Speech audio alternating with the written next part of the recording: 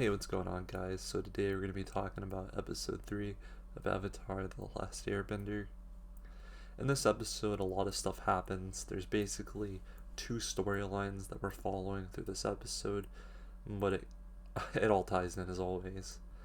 So the first part, our crew, you know, Aang, Sokka, and Katara, they're all at the campground, and they're basically getting ready to go. Sokka is always sleeping, so they have to try and get him up. And, well, they ran out of food. That's one of the big things in this episode. But they're deciding on what adventure to go to. And Aang decides that they should go to the air temple where he's from. And from there, we get our other story. So Prince Zuko has to go back to the Fire Nation capital, or one of their forts. And there, him and his uncle get to meet a new character for us. His name is General Zaw, and I guess he got promoted during the war, so he's kind of an important guy, I think, thus far. Is he the main villain? It seems like it. He seems more villainy than Zuko, and this is where we figure out some things. So, we figure out that he's in exile, basically. Prince Zuko was basically casted away, and his whole thing was that he had to find the Avatar so that way he can get back on the throne. So, let's see. General Zaw in this episode, he basically starts grilling Zuko. They ask about the Avatar and how it's going. He kind of knows what's going on, so what he does, he gets his men to basically grill out his crew, and his crew ends up telling on him. And yeah, he kind of gets in a little bit of a fight with him, if that makes sense. And then goes from there to them talking about dueling. So we go back to Aang, Katara, and Sokka. So they're at the temple finally, and Aang's basically giving them little stories. We get to see this like ball field where they would play this game using airbending, and it was really cool. They actually played a game. They also showed the fields where the other Appas go and relax at. And from there, after they play their like a little game where Aang beats the crap out of them, it's also a very depressing episode in a lot of ways. So this whole time, they're basically hiding the fact that people from Fire Nation came and invaded that village, or temple, should I say. It's a temple. And they actually find a helmet, and they're going to tell Aang to come over. And Katara ends up using her water bending to hide it with snow. So we go from there, and we get to see the statue, and this statue is actually important because it's technically Aang's mentor. So his name is Monk Gyatso. I may be saying it wrong, but we get to see a little back of what he was, how he taught him, and like what kind of guy he was. He was very similar to how Aang was, but very, I guess, wiser, because monks get wiser over years. Oh yeah, and Aang is a monk, by the way. So what happens is this. We get like a flashback story of how they would back in the day throw pies using airbending on the other monks, while the other lemurs would, like eat it off of the people. It was a funny one. And yeah, he was just reminiscing of good old times, and he missed them. So from there, he also, I guess, he either talks about it or we get a flashback of them talking about how. No, it was during that flashback that we get to know that whenever he turned 16, that as Avatar, he would get some type of guidance to help guide him towards learning all the different bending styles. So whoever that guide was locked away inside the temple. So from there, that's the next quest on the mission. So we get to this big door, and Sokka's stupid. He thinks there's like food behind the door, so he tries bursting through it, doesn't work, and it ends up the only way to open up the door is using airbending. So Aang basically uses his airbending technique, and he opens the door.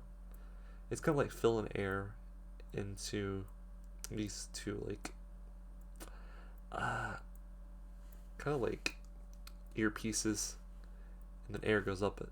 It's kind of like a vinyl speaker, should I say, if that makes sense. So yeah, he fills it up, and slowly these like little things turn.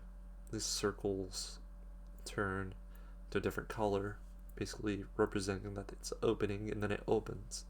Inside, we see a bunch of different statues, and the statues represent the book first of all, then it goes from there, and then we get to know that these are all the different avatars. And one of the avatars in particular that Aang focuses in on, his name was Avatar Roku. And we do know he was a firebender. So it makes you question what type of guy was he and so forth. From there, we kind of get this like scary type scene going on where something enters the temple and they're both getting ready to jump on it. They think it's someone from Fire Nation coming in. And yeah, slowly it's just a lemur. Aang wants to basically take it and have it as a pet, and then Sokka wants to eat it because, no food. So yeah, both of them chasing him. So they're both chasing the little lemur. Aang basically runs ahead and shoots an air circle at him, or air bubble, whatever you want to call it. Shoots it at him, and then he goes on ahead chasing it down. And yeah, he kind of loses it. And from there, he goes into like this little area, and he sadly sees all the fire gear sitting on the ground from where they're under attack. He finally gets to see it, and this is where he gets put into like this really depressive state, and it just upsets him terribly. He sees the body of his mentor, and Gyatso's body's there, and he stares at it, and he gets put into that Broly state from the pain. And after that, that state lights up every single statue there. It lights up a bunch of temples, and everyone is rushing to tell everyone that the Avatar's alive. They now know that he's alive. So he's like, he rises off the ground using airbending during the state. All his tattoos kind of glow, or his paint, and he's levitating. So during that state, everyone's trying to calm him down. You have Katara and Sokka trying to calm him down, and Katara is basically telling him that we're going to be your new family now. And that's where, Aang finally calms down and he understands. And also, after this, they go back to the temple, I think, to have a final look. And he's still focused on that one statue of the one avatar. We actually get to have our lemur friend as they're making their way outside, and his name is Momo. So we get to meet a new character, well, two new characters if you include Momo. Momo's an inclusion because he's like Appa. He's gonna be there quite a bit. And then we get to meet General Zhao. Interesting guy, very mean. This episode, I thought it was really good. I got it 8.8. I would almost say a 9 because it was incredible. It was one of the most emotional episodes I've seen in a long time for something like this. You gotta understand, this is a kid's show. It's not an anime. Anime is technically a kid's show, but they have much more mature content, and this one kind of covers something more mature than it should be. It kind of hints at there being a war, and it shows bones. It shows someone's remains, which I find kind of crazy. Anyway, I hope you guys also check out this episode. It's really good, and I would watch it yourself for sure. And we of course had that backstory of the prince versus the general. Prince wins, and it doesn't really mean anything to me as far as it goes. It might mean something, but I don't think it does. It was just a duel for confidence, I guess. Not even confidence, it's just the ego. It's just the ego fight, should I say. And yeah, General's a sore loser. That's that. So it's not really important, but I thought I would throw it out there because we get to meet the character at least, and it kind of shows who he is. He tries shooting Prince Suka in the back because he lost the whole duel. So yeah.